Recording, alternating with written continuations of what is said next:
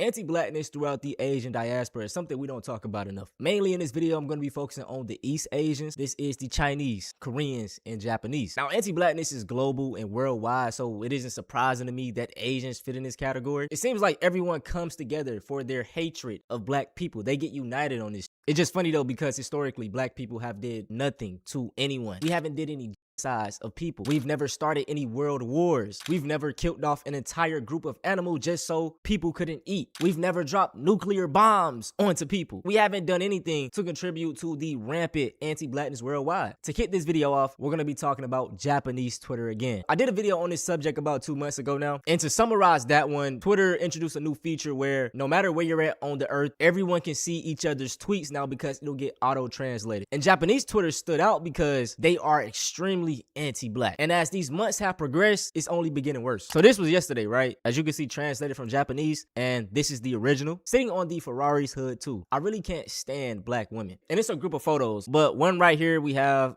a black woman sitting on the hood of Ferrari, look like she's taking a picture. Another one, we just have a group of black women all grouped together, and then it's pretty much just pictures of cars. Now, to me, what she did was innocent. I wouldn't do it, but I mean, that is just human nature, especially in 2026. Someone sees a nice car, they're gonna try to stand in front of it, take a picture, act like it's theirs. And even in the defense of this lady, this might actually be AI generated. Someone ended up putting this picture into like a, I guess a detector, and it said this image is likely created by AI, 95% fake. So okay, just gathering some context here. And even for another example, right? This is a white lady who put her bag on a Japanese person's car. They put this in the comments of this tweet, and they said foreigners are seriously wild. Why isn't this white people? Do y'all see what I mean? This is the double standard that I will continuously pull out, man. It's golly. The comments are even worse though, right? The skin color of black people is the same color as excrement. Another comment, 1.7 thousand likes. It's always the N-words who cause trouble, you know? Somehow it feels like some filthy black thing is going to stick to that white body. This auto translation feature is really exposing a lot of people. Didn't know Japanese folks were this racist, damn. I mean, it's not surprising. With the way that the dominant society is set up, colorism thrives, the lighter, the better. And what many of these non-white people think is that the more they talk down on black people or the more racist they are, they'll gain acceptance to these white people. Specifically with Asians, the Japanese, white people drop 2 nuclear bombs on them. I see stories all the time of white men going into these Asian countries and doing stuff to the women, committing all these types of crimes, but you don't hear anything. In fact, it was just an incident of this Asian streamer who was getting mocked by white men. They were doing the little eye thing, talking about her, and I didn't see any type of backlash. But here we go with a simple photo of a woman sitting on a car, and it's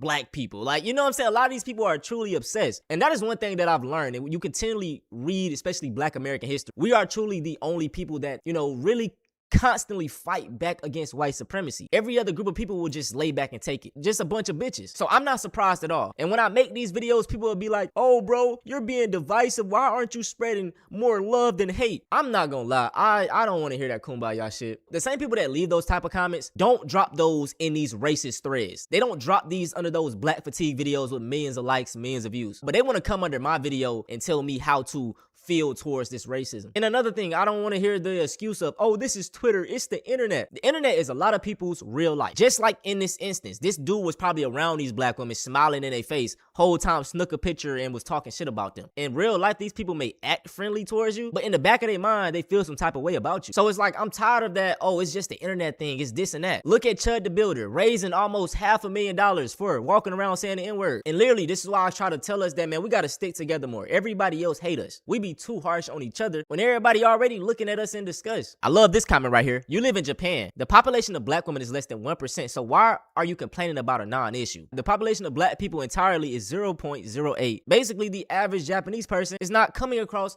black people. So we got a tweet here, and it was something about anime, and I'm not really a big fan of anime. It's nothing to do with race, but I just never got into it. It says, if I had a nickel for every time there's a dark-skinned character in anime that's obviously racially ambiguous and the author doesn't give a F about explaining it and people fight over whether they're Indian or black, I would have 2 nickels. Someone quote retweeted this and it went mega viral. It has over 94,000 likes, 12 million views. And someone said, shut the hell up. Japanese people do get tan. The female newscaster in the photo is the same person. If you're going to make a big deal out of something as stupid as skin color, just stay away from Japanese works. To begin with, we didn't make it for you people. This is why I try to show so much love to the black comic book writers, the black cartoon creators, the black film directors. Like, let's create our own shit. Let's, you know, if you love anime, make your own anime. If you love a cartoon, make your own. We have to stop begging these people for this representation. Let's just do it ourselves. So look, right, we got a TikTok. It says, Chinese Natasha doll is a black baby doll that Chinese, I can't read that, a stress reliever.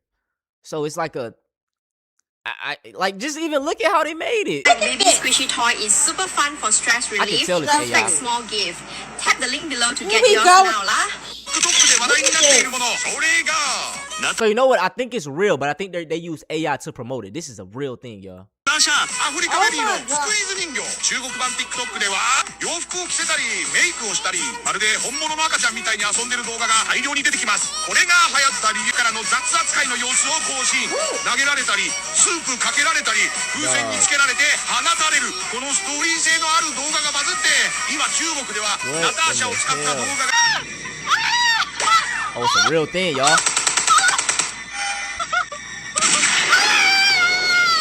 This trend people do obscene, cruel, and all things to this doll as you see in the video, and it's super popular and people call it hilarious.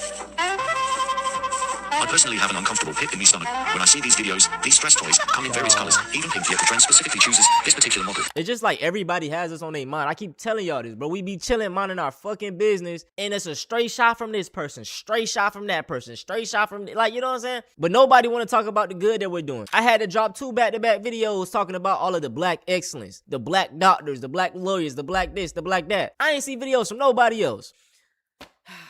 Now, the last thing I want to talk about today is a story that I touched up on before onto my main channel. Down here in Columbia, South Carolina, that's where I'm from. That's where I live at. There was a gas station that I literally went to all the time. I grew up like 10 minutes away from this store. And back in 2024, I believe, a 14-year-old boy by the name of Cyrus Belton, the owner of this store, already used to profile all the black people there. He was in the middle of the hood, though. Like I said, once again, these people love coming into our spaces but want to profile them. Go to the white neighborhoods, gang. On this day, though, Cyrus, he walked in and supposedly he stole a water bottle. So the owner and his son chased the boy down, chased him all the way out the street for a water bottle, and shot and killed him. Whole time he didn't steal the water bottle. This is 14-year-old Cyrus Carmack Belton, and on May 28, 2023, he walked into a Shell gas station in Columbia, South Carolina, and almost immediately after entering, he was told by one of the owners to place his bag at the front of the store because it was store policy.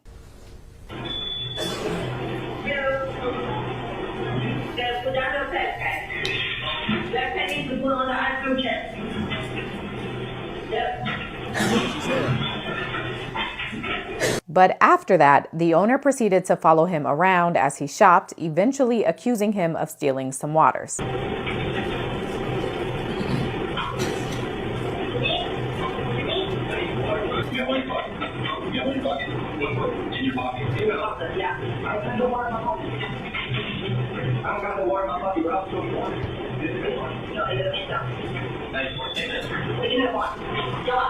Bruh. So they chase him. So the woman's husband, whose name is Rick Chow, and their adult son, whose name is Andy Chow, proceed to chase Cyrus Belton for 130 yards. As Cyrus is running, he ends up dropping his cell phone, he runs out of his shoes, he drops his backpack and trips a couple of times. This is a video of the path Cyrus ran and Rick and Andy followed behind. Man, this shit is heartbreaking, bro. I mean, I done went to the store multiple times. They done disabled it. Like, not disabled it, but they done pretty much put them people out of business now. For a fucking water bottle, y'all. Okay. Now, as this chase is happening, a number of people who were driving in the area start to take notice, particularly the 2 women in this BMW video.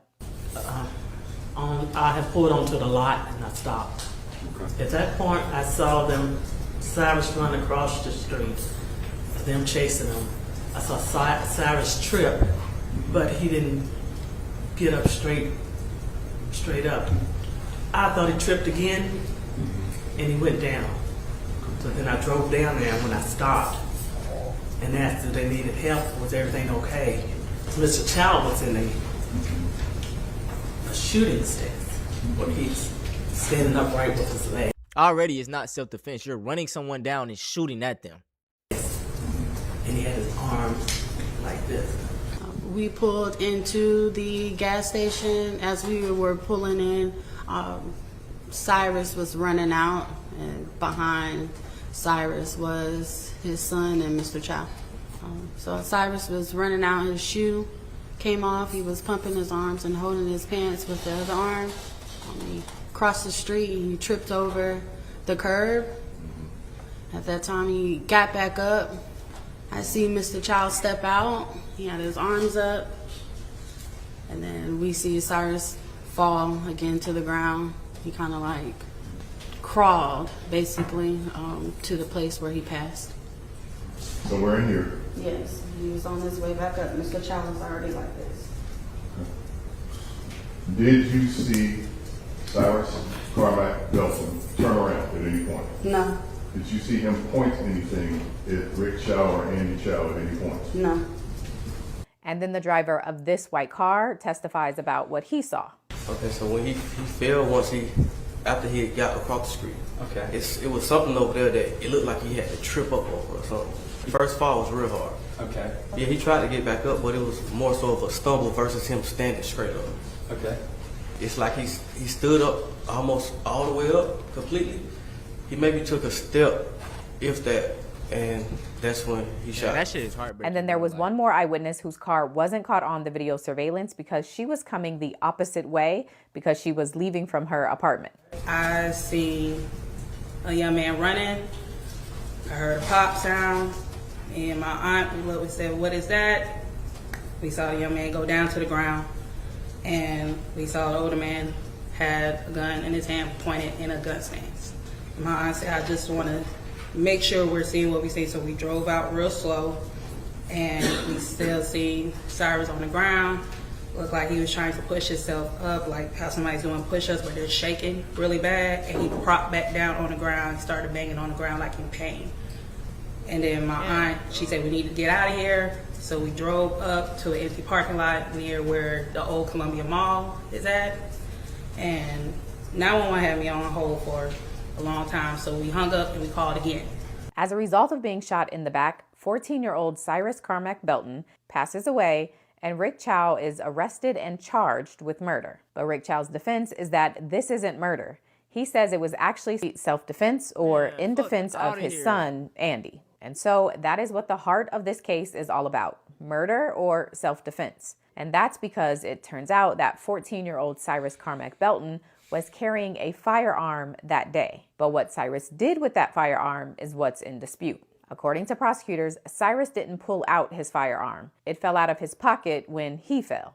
The evidence will show that after they chased him out of his chute, dropping phones around down Springtree Road, after he tripped over a curb, fell, dropped his backpack, we believe that gun spilled out of that pocket.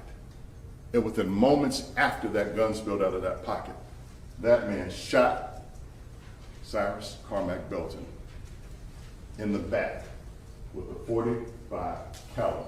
I want y'all to check the rest of this video out on her page. Shout out to her. She makes great content breaking down things. Also, I suggest you stay updated with the case.